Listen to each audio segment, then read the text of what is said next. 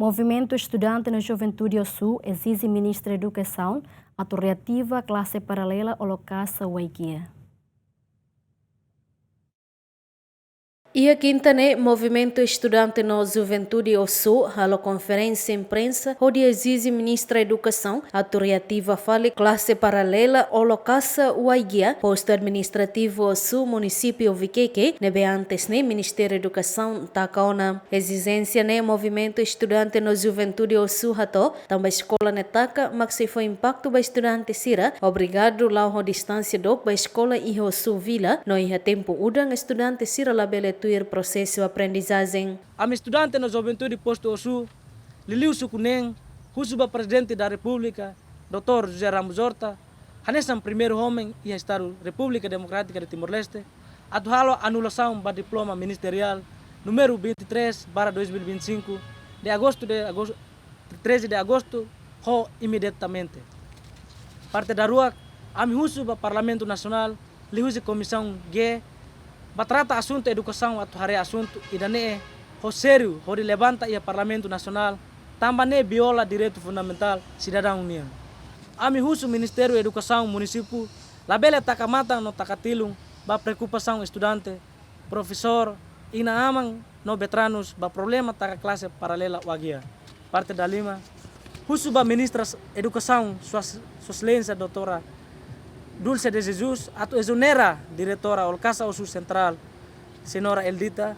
tamba ami considera nela ia capacidade atau lidera escola no sensibilidade, honestidade hori servir no rai idane. Mas tenta atau infiltra conflito internal, mai instituição, Estado hori hamate no viola cidadão sirene direito. Ami exige ba Ministério Educação, Sua Excelência, Doutora Dulce de Jesus, atau anula decisão taka escola secundária classe paralela Holocausto Waigia, hodi reativa filafali processo aprendizagem. E a fatin hanesan porta-voz Movimento Estudante Juventude Sul, Crispim da Silva Freitas, conta kata tinan hira kliba estudante na rua la convida tamba hakur mota o hira atu batuir processo aprendizagem, razão ne maksira husu Ministra Educação atu reativa escola referida, mas bela reativa mak movimento se hamutuk ho comunidade ba bloqueia escola secundária geral central Sul. A cara katu desenvolve esse processo de educação, mas que itani alin feito na rua acontece em 2020 ou 2015, se rua mau alin ou bem alin e uma ida depois da escola sai fila uma mota vai ver lori to adata